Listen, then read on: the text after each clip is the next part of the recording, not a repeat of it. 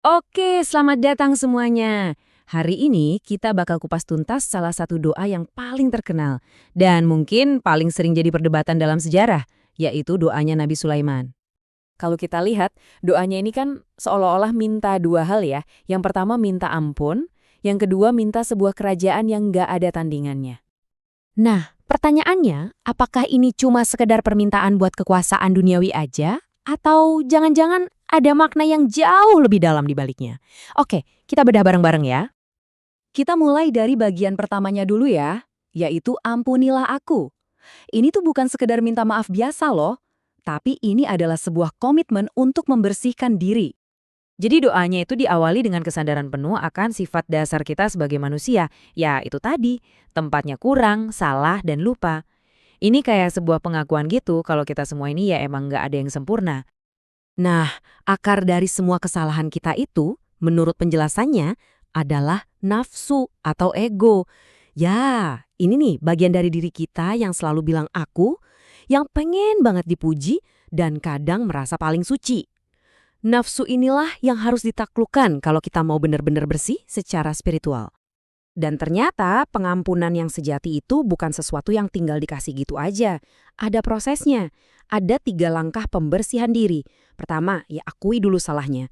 Kedua, terima semua konsekuensinya dengan ikhlas. Benar-benar tulus. Dan yang ketiga, ini yang paling berat. Menaklukkan si nafsu atau ego tadi.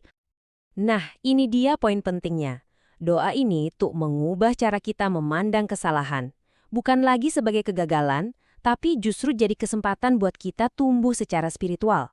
Jadi, setiap kita berbuat salah, itu tuh jadi pilihan atau irodat buat kita ngaca dan introspeksi diri.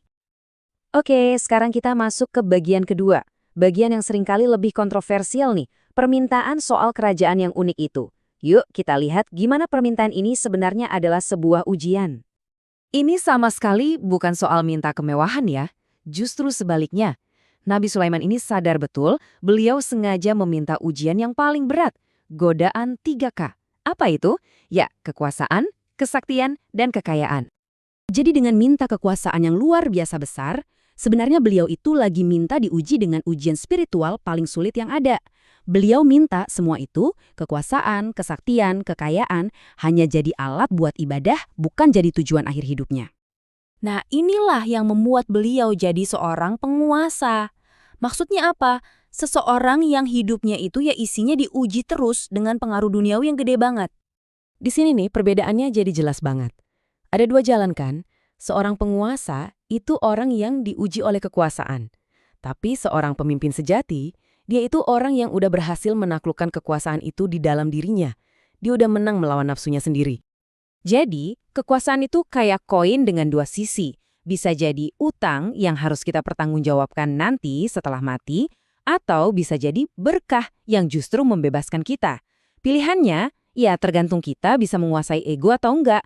Kalau dikendalikan nafsu, ya jadinya utang. Kalau enggak, jadilah berkah.